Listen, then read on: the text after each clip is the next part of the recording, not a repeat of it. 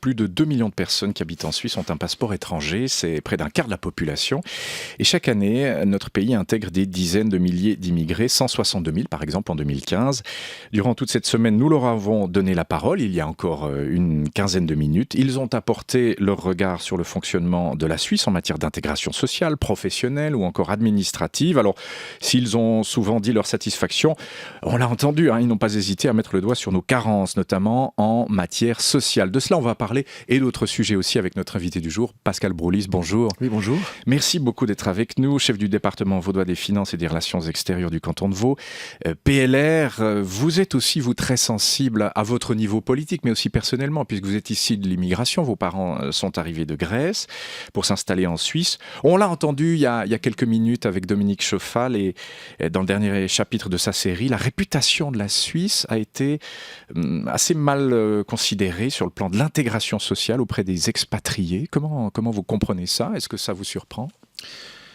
Ça peut être des perceptions, mais il faut savoir qu'on est plutôt un pays qui intègre très bien. On n'a pas de tensions sociales, des tensions raciales ou des ghettos. La Suisse intègre par les communes. Les communes font un travail très fort d'intégration, mais c'est vrai que par contre, on a eu une très grande augmentation démographique qui venait soit de l'Europe, soit extra-communautaire.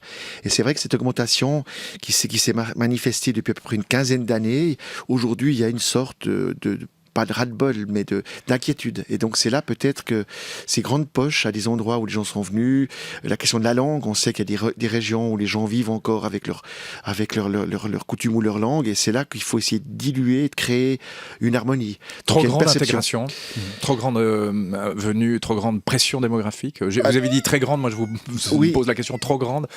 Alors, il y a eu une grande, et maintenant on voit qu'il y a une sorte de bulle qui est en train de diminuer, mais en même temps, cette perception, maintenant, il faut en dialoguer, il faut discuter, c'est ce qui fait la force aussi de notre pays. Ça permet justement votre série durant toute la semaine à parler de ça. Donc, quand on parle de ça, ça veut dire que on est déjà en train de rechercher une solution à l'intégration. Mais je peux comprendre que des gens jugent, se disent, tiens, c'est pas suffisant, il y a des problèmes de langue, il y a encore des gens qui ont gardé leur langue initiale. Souvent, en anglophone, des Anglais sont restés très en communauté, à l'inverse d'autres communautés qui, eux, ont fait l'effort d'apprendre soit l'allemand, soit le français, voire l'italien.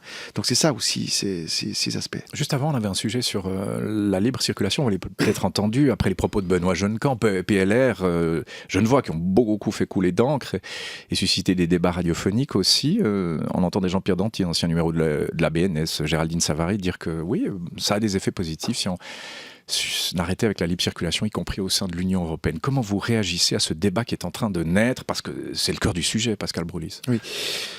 Alors, on a besoin, plus c'est fluide, plus il y a de liberté, mieux c'est. Mais en même temps, il faut être conscient que ça va trop vite, ça crée des interférences.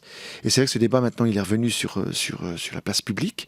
Il est venu déjà, même au sein de l'Europe. Beaucoup de pays se sont posés des questions. Les nouveaux arrivants en Europe, la Pologne, la Hongrie ont commencé à fermer la frontière. Même l'Autriche a eu un débat, une discussion interne. Les Anglais, maintenant, ont voté le Brexit. Donc, il n'y a pas de miracle. Ce débat est là, il faut en débattre. Il faut trouver le moyen, et ça, on retombe sur l'intégration. Et c'est vrai que la libre circulation, en général, des services, des personnes, des capitaux, elle est bénéfique. Par contre, elle doit être accompagnée. Et c'est vrai qu'aujourd'hui, le débat, c'est le débat sur l'accompagnement. Les signaux qui nous sont donnés vont nous obliger à trouver des solutions pour qu'on évite des tensions entre les gens. La tiédeur dans la bouche d'un PLR, le PLR qui est le parti par essence qui a toujours défendu la libre circulation, ça se refroidit un peu, ce sujet, y compris dans la bouche d'un PLR. C'est pas dans la bouche d'un PLR, c'est même dans la bouche d'un gouvernement. On l'a dit, il faut accompagner l'intégration en permanence. Si on ne le fait pas, on crée des tensions. On était trop loin, clairement. Je pense pas qu'on était trop loin, peut-être trop vite. C'est peut-être là aussi où il y a un aspect. Et comme le développement économique et ce qui va avec la création de richesse n'a pas suivi, en Suisse, oui, mais en Europe, pas forcément. Et ça crée des tensions. Et c'est pour ça que peut-être il faut se reposer des questions sur comment faire pour que les gens aient un poste de travail qui n'ait pas l'automatisme avec les aides sociales. Ça, c'est le débat qui est sur la place publique, même au niveau suisse. Les 26 ministres des Finances cantonaux l'ont relevé. On voit même la question de l'asile pose problème quand on veut intégrer quelqu'un. Donc, ce débat existe. D'autant plus que le taux de chômage dans certains cantons reste élevé. Donc, il faut aussi peut-être plutôt favoriser la réintégration de quelqu'un qui a été fragilisé dans le monde du travail. C'est ce qu'on essaie de s'employer aussi au niveau du Conseil d'État vaudois avec des mesures pour les jeunes, pour les gens de plus de 50 ans. Donc tout ça, il faut être attentif. Mais en finir avec la libre circulation, comme le dit Benoît Juncan, peut-être de manière provocatrice ou peut-être pas, ça va trop loin? C'est brutal et c'est aussi dangereux. Quand vous vous refermez et que vous, surtout pour un pays comme la Suisse à 8,5 millions d'habitants, sur une Europe où la libre circulation des capitaux, les possibilités de voyager beaucoup plus fluidement, si vous dites on se referme, il faut accepter aussi quand vous refermez comme ça tout d'un seul coup, ça génère alors des contre-mesures et ça c'est pas excellent non plus. Donc c'est pour ça que des réglages, une attention peut-être pour les populations locales plus importante ces prochaines années, que ce soit en Suisse ou dans certains pays voisins, c'est un tout, on vit sur le même continent. Alors ça c'est pour le contexte, mais c'est très intéressant de vous entendre sur ce sujet comme ministre cantonal. Quelques sujets très concrets qui se sont dégagés de nos entretiens avec ces immigrés. Alors d'abord, le canton de Vaud est en retard pour les permis de séjour. Il s'est avéré que il y en a qui ont dû attendre 6 mois avant de pouvoir régulariser officiellement leur situation. Bon, vous confirmez ça, Pascal Broulis? Oui, mais c'est des centaines de permis, c'est à la marge. Il n'y a pas assez de personnel à l'État de Vaud qui peut s'occuper de ces questions. C'est une question aussi de contrôle. Je crois qu'il y a aussi des questions de contrôle, de savoir si réellement les postes de travail ont été créés, s'il y a le besoin. Donc ça fait partie. Alors, il ne faudrait pas après qu'on nous reproche de ne pas avoir fait les contrôles. Les services ont aussi cette obligation. Mais 6 mois, c'est trop long, non?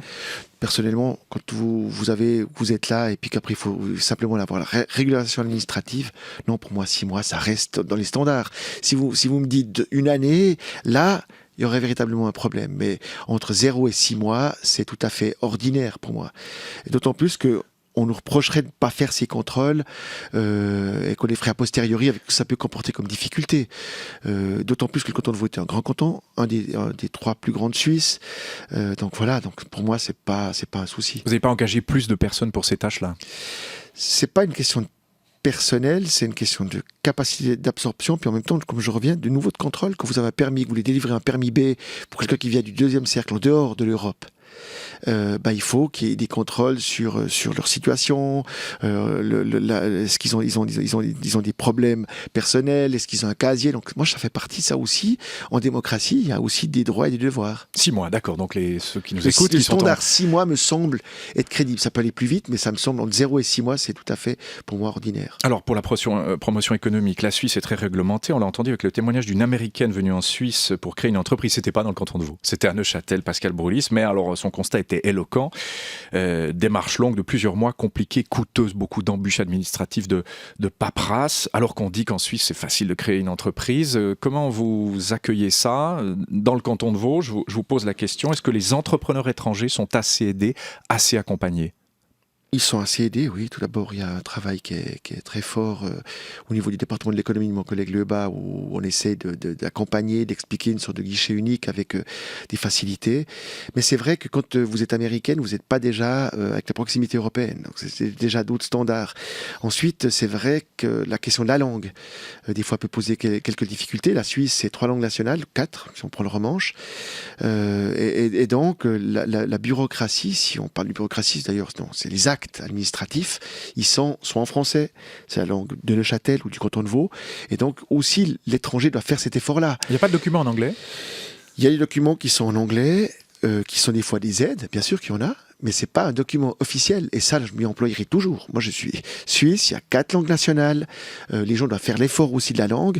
Dernièrement, les ministres des Finances, on avait entendu que l'administration voulait parler en anglais. Mais ça va pas, on est en Suisse encore. Mais on promeut en disant Greater Geneva Area, Unique Airport, etc. Il n'y a pas un paradoxe là? Non, ça c'est des logos, c'est ça c'est des questions de mondialisation, c'est pour pouvoir localiser sur une carte, sur la petite planète bleue, elle est petite, mais en même temps elle est grande à la fois. Payer en anglais, ça coûte pas cher, Pascal Broulis. Non, on a beaucoup de documentation en anglais, même des documentations qui sont dans les langues européennes pour discuter quand vous voulez intégrer quelqu'un qui vient du Portugal ou d'Espagne. Il y a beaucoup de documentation en espagnol, en portugais, également aussi des pays, l'ex-pays de l'ex-Yougoslavie. Il y a aussi des documents dans ces langues-là. Par contre, il appartient ensuite à celui qui arrive en Suisse, comme je connais pas cette personne ou ce dossier, à elle aussi de faire un effort. Mais par contre, les États cantonaux accompagnent, je crois bien, cette notion d'intégration. Beaucoup d'aides sont à disposition. Alors, avant d'aborder un autre chapitre qui est celui de RIE 3, la votation avec un peu plus de recul, Pascal Broulis, quand même la préférence nationale à l'embauche, conséquence du 9 février 2014, enfin un projet de loi a été ficelé à la fin de l'année dernière. Au niveau du marché du travail, plusieurs émigrés interrogés cette semaine l'affirment, les entreprises mettent déjà en œuvre en fait concrètement l'initiative du 9 février 2014. On leur a parfois refusé des emplois en leur indiquant que les Suisses passaient d'abord. Est-ce que vous avez connaissance de tels cas? Alors les Suisses ou les étrangers de longue durée en Suisse, ceux qui sont installés ici, permis C, il y a un effort qui est fait par les entreprises. Donc vous confirmez, oui. Oui, le pragmatisme suisse, c'est là où c'est intelligent, c'est les laboratoires, et puis gentiment, après, on se met dans la situation où on se dit, tiens, quand vous avez un taux de chômage pour les cantons latins plutôt élevé en comparaison intercantonale, eh bien, je pense que c'est aussi ça, de se dire, c'est plus simple de travailler dans le vivier des chômeurs locaux que d'aller chercher du monde, aller plus loin. Et donc, les entreprises qui commencent déjà à travailler naturellement avec les offices régionaux de placement, avec des connaissances pour qu'on puisse déjà utiliser la main-d'œuvre locale sans forcément augmenter l'arrivée de contingents extra suisses. Donc l'UDC avait raison de faire voter sur cette question-là? D'abord, c'est pas le projet qui était retenu aux chambres, n'a pas été voté au final par l'UDC, donc c'est un compromis. Mais au final, ça a donné ça. Oui, mais ça fait partie des règles du jeu. C'est ça la force de la Suisse, c'est le dialogue.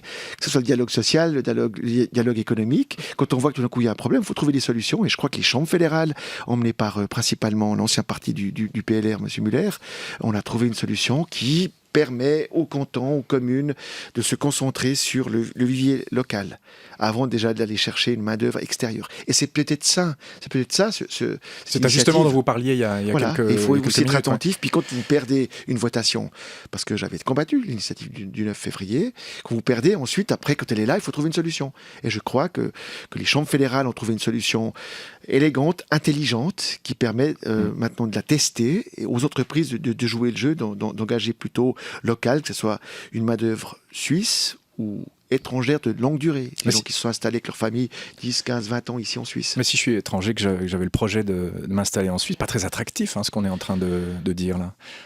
Alors, d'abord, le projet de vous installer en Suisse, il faut que vous ayez un permis de travail. Ça aussi, on n'a pas suffisamment rappelé. On ne peut pas comme ça s'installer en Suisse à moins qu'on soit à la retraite. Pour travailler, bien sûr. Bien sûr, pour travailler, puis il faut trouver du travail. Tandis que maintenant, si l'entreprise déjà se concentre sur la proximité, c'est pas faux. C'est pas faux, et c'est ce que les chambres ont voulu. Le gouvernement vaudois l'a aussi checké. On est d'accord avec la mise en œuvre de l'article tel qu'il a été arrêté. Donc voilà, puis on va le tester, et puis on verra si c'est suffisant ou pas. Il faut toujours aller pas à pas. Il ne faut pas non plus être dans la brutalité de tout coup de remettre des contingents, de tout bloquer, créer une grosse bureaucratie, puis de se dire mince, on était trop vite, puis de revenir en arrière. Tandis que là, je pense que c'est une progression intelligente voulue par les chambres fédérales en application du texte. Pas à pas, à la Suisse, comme on dit, Pascal Broulis. Bon, RIE 3, comme promis, c'était une des grandes pierres d'achoppement du débat sur RIE 3. L'impôt sur les dividendes, Esther Coco, reste un point crucial de la future réforme de la fiscalité des entreprises.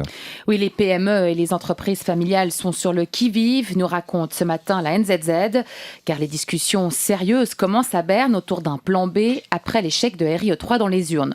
Le groupe de travail sous la direction d'Uli Maurer et des représentants des cantons cherche maintenant à trouver la voie d'une réforme acceptable par une majorité. Et la question de l'impôt sur les dividendes revient sur la table.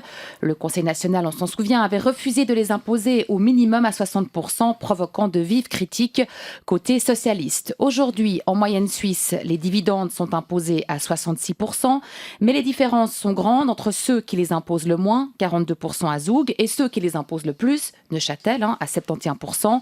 La nouvelle réforme fiscale pourrait donc contenir une nouvelle augmentation de cet impôt. Commentaire Pascal Broulis, grand argentier vaudois. Le canton de Vaud était favorable à l'augmentation du dividende. Pourquoi ? Parce que ça corrigeait un petit peu certains excès de la RIE2 du point de vue de la pratique fiscale, non pas de la perte, parce qu'il n'y a pas eu de perte, et RIE2 a plutôt rapporté de l'argent. Par contre, il ne faut pas non plus aller dans l'autre sens. C'est pour ça que maintenant, il faut trouver, si on doit trouver un compromis, c'est trouver un peu le modèle vaudois, puisqu'on est à 70%. On voit que ça joue. Il ne faudrait pas monter à 80, parce que 80, c'est trop. C'est trop, pourquoi ? Parce qu'après, il n'y a plus d'intérêt d'avoir une diminution de l'imposition du dividende. À 80, ça devient un outil qui n'est pas utilisable. Donc 50% pour nous, c'était trop bas. Depuis toujours, on a toujours dit haut et fort, 50% c'était trop bas, mais entre 50 et 70, il y a une marge de discussion. Je peux comprendre qu'il y ait des cantons alémaniques qui soient un peu troublés, parce qu'ils sont déjà avec des taux très bas, mais il faut que ces cantons se rappellent que les cantons qui pourvoient aujourd'hui beaucoup d'argent dans le cadre de la solidarité confédérale et intercantonale sont les cantons qui ont des taux très hauts en matière de fiscalisation des bénéfices. Donc, il faudra qu'on trouve un moyen de garder des entreprises, rester concurrentiel attractif. Et là, il y a une possibilité de négociation. J'ai déjà des contacts avec les ténors du PS, avec d'autres personnes, pour qu'on puisse reconstruire une feuille de route intelligente. Puis j'ai plus envie de parler des RIE3, maintenant il faut parler de réforme fiscale. Je suis désolé, on va devoir en parler encore, RIE3, parce qu'avec un peu de recul... Pas avec vous. Très bien, avec je vous, parle vous êtes d'accord. Je parle du très nom. Bien. Il y a 4 ans que je l'ai écrit, et j'aime pas les trucs à épisodes, surtout en fiscalité. Et RIE2, c'était un projet pour les PME, pour la planification fiscale des petites sociétés et des propriétaires. Et maintenant, RIE3, on a voulu faire les épisodes. Non, c'est faux. Il faut revenir à une réforme de la fiscalité pour les entreprises. RIE3, donc accepté sur le plan vaudois il y a un peu plus d'une année largement, refusé par le peuple il y a un mois à peu près. Avec le recul, Pascal Broulis, vous ne dites pas que, notamment avec ces fameux intérêts notionnels que vous défendiez, vous n'êtes pas un peu trompé de combat? Il y a pas un peu trop d'acharnement sur ce sujet-là, peut-être de votre part. Je vous pose la question sur le plan personnel. Comment analysez-vous, avec le recul, cette défaite? Alors, tout d'abord, j'ai gagné. C'est un fait. Dans mon canton, et moi je suis un fédéraliste. À l'époque, mais sur le RIE3, sur le plan fédéral, vous avez perdu. J'ai gagné dans mon canton sur le plan fédéral également, donc c'est aussi important. Le canton de Vaud a voté 2 fois favorablement. Mais vous défendiez les intérêts notionnels. Oui, pourquoi ? Parce que... Et ça, le peuple n'en a pas voulu. Alors, non, attendez, le peuple n'a pas voulu les intérêts notionnels, il ne savent même pas ce que c'est. D'ailleurs, aujourd'hui... Vous pensez qu'on ne vote pas en connaissance de cause sur un sujet fédéral ? Parce que la difficulté en matière de fiscalité, il faut connaître chaque situation, puis connaître l'incidence que ça a. C'est des outils de planification fiscale qui existent à l'échelle européenne et internationale. Est-ce qu'on n'a pas trop chargé le bateau, justement, sur des questions techniques ? Non, parce que c'est pas tellement là que... Je crois que, revenons à l'immigration, je pense que dans le dossier de la RIE3 fédérale, il y avait aussi un sujet qui touchait au ras-le-bol de l'augmentation démographique au niveau suisse. Clairement, je l'ai entendu, c'était lu sur les blogs, ça aussi, sur les réseaux sociaux, on a pu lire aussi que c'était aussi une sanction vis-à-vis de l'Europe, vis-à-vis aussi de cette croissance démographique, économique qui posait problème. Ensuite, du côté alémanique, c'était aussi intéressant. La question du dividende, par exemple, il y a des cantons où on savait que c'était déjà perdu, parce que le dividende, le fait de l'avoir déjà monté avec une limite à 50, 60, il y avait déjà des débats qui posaient problème en Argovie en particulier, parce qu'ils ont un taux qui est plutôt bas en moyenne intercantonale, et donc pour eux, c'était déjà un casus belli. Donc c'est une conjonction multiple. Je veux dire, la campagne n'a pas été très bien menée, on n'a pas parlé d'entreprise, on n'a pas parlé d'investissement pour le futur. C'est derrière. Moi, je suis un démocrate, j'accepte toujours le verdict du peuple. Mais vous avez fait des erreurs dans la campagne ? Vous étiez un peu seul dans la campagne, d'ailleurs, dans le canton de Vaud. On n'a pas beaucoup entendu vos collègues, notamment M. Lebas, qui est resté très discret. Vous n'êtes pas senti un peu isolé sur cette question ? Non, je ne crois pas. S'il y a des règles du jeu au sein d'un collège, généralement, c'est le porteur du dossier qui est là, qui est le fer de lance. Ensuite, je me suis plutôt senti seul et très seul au niveau suisse. Parce que au niveau vaudois, si je prends les RIE vaudoises qui étaient votées, j'étais voir plus de 7000 personnes. Et les gens, quand on expliquait tous les outils, mais calmement, et c'est une conférence qui dure à peu près 1h30, 2 heures, beaucoup de questions, et les gens comprenaient. Et au final, 87% de gens ont voté la RIE3 vaudoise. Maintenant, au niveau suisse, quand j'étais avec mes collègues ministres des Finances ou sur d'autres cantons, là, j'étais seul. Des gens sont rentrés très tard dans la campagne, des gens n'ont même pas fait campagne, d'autres gens tenaient un double discours, pour différentes raisons, parce que leur taux était très bas déjà. Et ils se disaient, si Vaud, Genève, Zurich, Bâle, Zug ne trouvent pas de solution, peut-être que ces entreprises viendront chez nous. nous. Ça aussi, c'est très dangereux de penser qu'on peut accueillir comme ça naturellement une entreprise. Et là, il y a urgence à avoir une nouvelle loi, enfin beaucoup le disent. Est-ce que vous regrettez de ne pas faire partie du comité de pilotage du nouveau projet de réforme? La conférence des directeurs cantonaux a choisi votre homologue genevois, M. Dalbousco. Vous avez des regrets? Non, aucunement. D'ailleurs, je travaille, j'ai déjà reçu cette semaine plus de 40 entreprises avec les milieux économiques en bilatéral, en direct pour discuter des enjeux. J'ai tout un agenda. Moi, je suis quelqu'un de très pragmatique. Quand le peuple a voté, j'accepte toujours le verdict. C'est les règles du jeu en démocratie. Donc maintenant, le peuple a voté, il faut repartir au combat. Non, ça ne me pose aucun problème. D'autant plus que j'ai une expérience avec mes collègues du Conseil d'État. Nous avons gagné 2 fois. Que le modèle vaudois, on peut en discuter. Je vais avoir des contacts avec plusieurs ténors au niveau suisse pour voir si le modèle vaudois peut être repris, si on peut avoir une mixité. D'un côté, la baisse fiscale utile, pouvoir d'achat de l'entreprise renforcé. Puis de l'autre côté, est-ce qu'on peut faire un petit effort, comme on l'a fait dans le canton de Vaud, pour le pouvoir d'achat des familles? Pourquoi pas dans l'assurance maladie, par exemple? On pourrait utiliser ce qui avait été mis de côté pour les intérêts nationaux qui ne coûtaient rien, mais c'est à peu près 260 millions. Est-ce qu'un bout de ces 260 millions peut être utilisé pour soulager, pourquoi pas, les primes d'assurance maladie? Il y a un débat qu'il faut avoir. Voilà une piste fédérale issue du canton de Vaud. Oui. Oui, je crois que les gens aujourd'hui ont vu qu'il faut, quand on parle de fiscalité, toujours rappeler à quoi c'est la fiscalité, comment l'a utilisée, et puis après trouver quelque chose d'équilibré. Voilà pour RIE3, un sujet de politique internationale mais qui vous touche. Je l'ai dit, vous êtes grec d'origine, donc tout ce qui concerne la Turquie doit vous intéresser. Pascal Broulis, la Turquie et la Suisse. La Suisse a raison de ne pas interdire la venue du ministre turc des Affaires étrangères pour un meeting à Zurich dimanche, meeting destiné à promouvoir la réforme constitutionnelle du président Erdogan.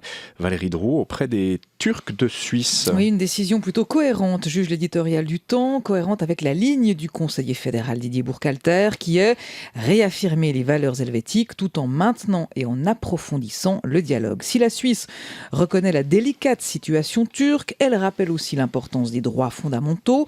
Respecter notre état de droit apparaît, dit l'édito, comme la meilleure réponse à donner à un président qui emprisonne à tour de bras ses supposés opposants politiques et songe à rétablir la peine de mort. Mais attention, avertit la journaliste, le Conseil fédéral doit désormais se montrer tout aussi conséquent dans 2 autres domaines, la protection des ressortissants turcs en Suisse et l'asile. Certains des Turcs qui demandent protection à la Suisse seront sans doute qualifiés de terroristes par Ankara, qui fera ainsi pression sur Berne.